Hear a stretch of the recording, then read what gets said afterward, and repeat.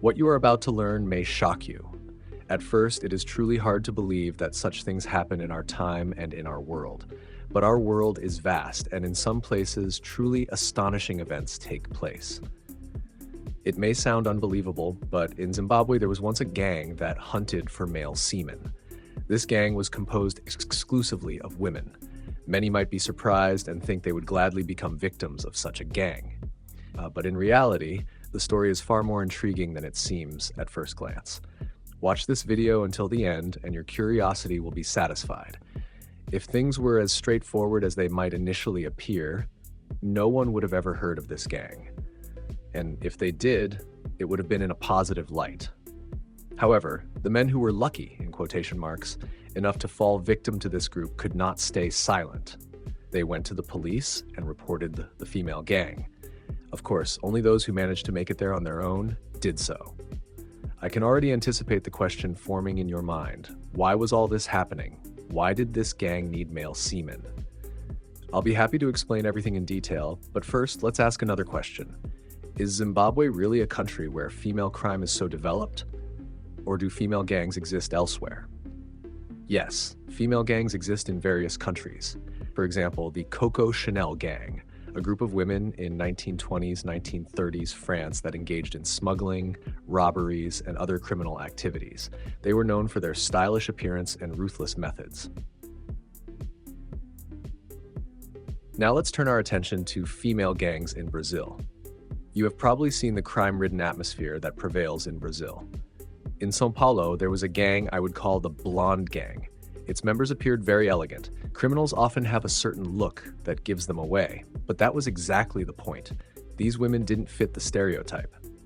The gang members dressed well and were well educated. Some even attended elite universities. They also spoke multiple foreign languages. This made them look more like foreign tourists than local criminals.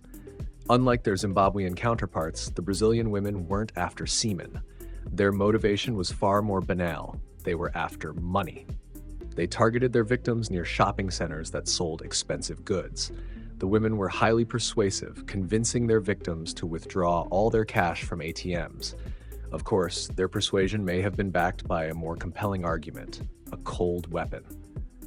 With each new robbery, the Blonde Gang became both more infamous and more mysterious. News reports about them appeared in local media, sparking public curiosity. Many residents began speculating about the identities and motives behind these crimes.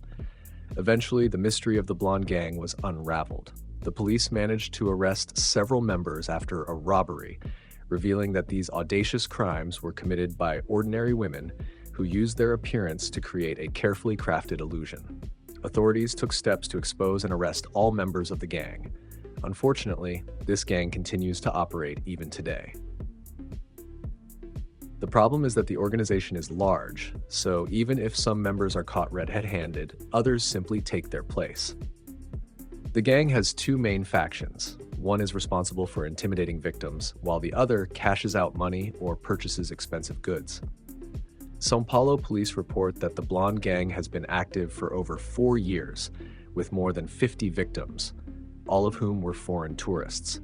Interestingly, all of these victims were blonde women. And now, finally, let's return to the ruthless female gang from Africa. If you're enjoying this so far, don't forget to leave a like. In the city of Gweru, Zimbabwe, in 2011, an event took place that attracted public attention and caused widespread outrage. It was the trial of 4 local women, known as the Semen Hunters. Police arrested the women after discovering 33 used condoms filled with semen. These women were accused of sexually assaulting men over a span of 2 years. They would approach their victims in city nightclubs, spike their drinks with drugs, and then assault them. 17 victims identified the 4 women as their attackers, leading police to open 17 criminal cases of sexual assault. According to the prosecution, the women collected semen for use in witchcraft rituals that were believed to rejuvenate the body and promote physical regeneration. This form of magic, known as muti, is widely practiced in certain African cultures. During the trial, the women were charged with multiple counts of assault, attempted murder, and ritualistic practices. Due to the complexity of the case and the conflicting testimonies, the trial attracted significant media and public attention. The court proceedings lasted several months, during which various pieces of evidence and witness statements were presented. Ultimately, all 4 women were found guilty of crimes associated with Muti magic and were sentenced accordingly. This case sparked intense debate about magical practices, traditional beliefs, and the sociocultural aspects of life in Zimbabwe. And now, I invite you to discuss this case in the comments. Also, don't forget that my channel has plenty of other interesting videos, so make sure to subscribe and leave a like.